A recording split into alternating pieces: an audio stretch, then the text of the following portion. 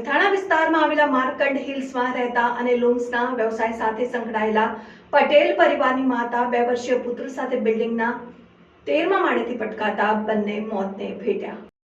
આ ઘટનાએ સમગ્ર વિસ્તારમાં હચમચાવી દીધી હતી।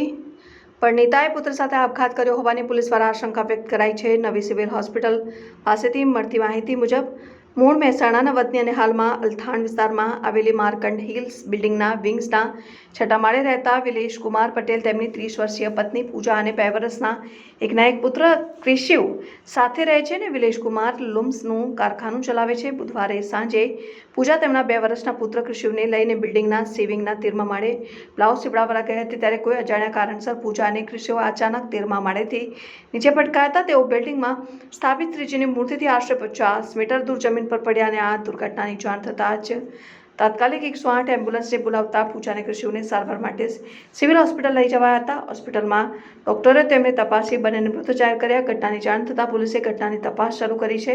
13મા માળેથી પડવાનું ચોક્કસ કારણ હજુ સ્પષ્ટ થયું નથી। મારું નામ વિશાલ પટેલ, પૂજાબેન છે, મારી ભત્રીજી થાય।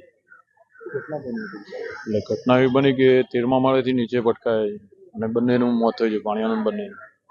કોણ કોણ છે પરિવારમાં એમના સાસુ સસરા, એમના હસબન્ડ અને આ બંને હતા, 5 જણા હતા ટોટલ। પ્રાથમિક દ્રશ્ય લાગી રહ્યું છે કઈ એ તો પોસ્ટમોર્ટમ રિપોર્ટ આવે એના ઉપર ખબર પડે। કઈ રીતના તપાસવામાં આવે છે? આપણે જે યોગ્ય દિશા પોલીસ કરે જે થાય એ પ્રમાણે માંગણી છે આપણી। પતિ શું કરે છે? એના પતિનો બિઝનેસ છે, વેપાર લાઈન ટેક્સટાઇલમાં, એક જ સંતાન હતું। કઈ રીતના ઘટનાને જોયો છો તમે? હવે એ તો દુઃખદ તો ઘટના છે જ હવે અમારા માટે તો, કારણ કે મારી ભત્રીજી છે એટલે બંને પક્ષે દુઃખદ ઘટના છે, પણ જે પીએમ રિપોર્ટ આવે એના ઉપર ડિપેન્ડ છે કે શું કારણ છે એમ।